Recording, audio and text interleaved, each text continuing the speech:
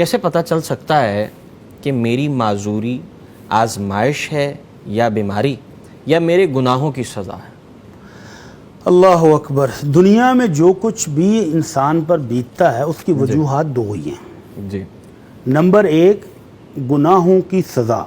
اللہ رب العزت فرماتے ہیں وَمَا أَصَابَكُم مِّن مُّصِيبَةٍ فَبِمَا كَسَبَتْ أَيْدِيكُمْ وَيَعْفُو عَن كَثِيرٌ، کہ انسانوں تم پر جو بھی مصیبت تکلیف آتی ہے وہ تمہارے گناہوں کی وجہ سے آتی ہے، حالانکہ وہ مالک بے شمار گناہ معاف بھی کر دیتا ہے.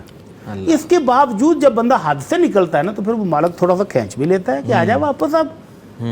تو جب بندہ گناہوں کی دلدل میں اللہ کی نافرمانیوں میں بڑھ چڑھ کر حصہ لے رہا ہو تو اس وقت اگر کوئی تکلیف کو مشکل آئی تو پھر سمجھ لیں کہ یہ گناہوں کی سزا ہے. اور اگر بندہ اللہ کا فرما بردار ہو، اللہ کا مطیع بندہ ہو، نمازیں پڑھ رہا ہے، روزے رکھ رہا ہے، صدقہ خیرات کر رہا ہے، اللہ کی نافرمانی سے حتی الامکان بچنے کی کوشش کرتا ہے، اس کے باوجود آزمائش آ جائے، کوئی تکلیف آ جائے تو پھر وہ اللہ کی طرف سے امتحان ہے.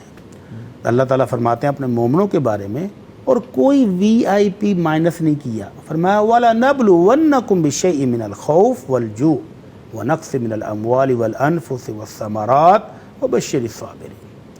اللہ کہتا ہے کہ ہم ضرور مومنوں تم کو ضرور آزمائیں گے، تمہارا امتحان ضرور لیں گے، کبھی خوف دے کر، کبھی بھوک دے کر، کبھی پکے ہوئے پھل ضائع ہو جائیں گے، کبھی جوان بچے اللہ کو پیارے ہو جائیں گے، کبھی وہ ننھے منھے جو ابھی آئے تھے وہ چلے جائیں گے. اللہ آزماتا ہے، اور اس میں اللہ نے کہا کہ سب کو آزماؤں گا. اور اگر انبیاء کرام کی زندگی کو دیکھا جائے تو دیکھیں ان کی زندگیوں میں اتنی مشکلات ہیں کہ عام بندہ تو تصور بھی نہیں کر سکتا. تو اللہ کے نبی صلی اللہ علیہ وسلم کا فرمان ہے کہ اللہ اپنے نبیوں کو سب سے کڑا امتحان نبیوں کا لیتا ہے، پھر اس کے بعد جس کا جتنا ایمان مضبوط ہوتا ہے نا اس کا امتحان بھی اتنا مضبوط ہوتا ہے. تو یہ آزمائش اس وقت ہے جب آپ اللہ کے فرما بردار ہوں، نیک ہوں، اللہ کا کہنا مان رہے ہوں، اس کے باوجود تکلیفیں ہیں تو پھر آزمائش ہے. اور اگر آپ اللہ کے نافرمان تھے، پھر کوئی مصیبت آئی ہے تو پھر سمجھے کہ آپ اپنے گناہوں کی سزا ہے.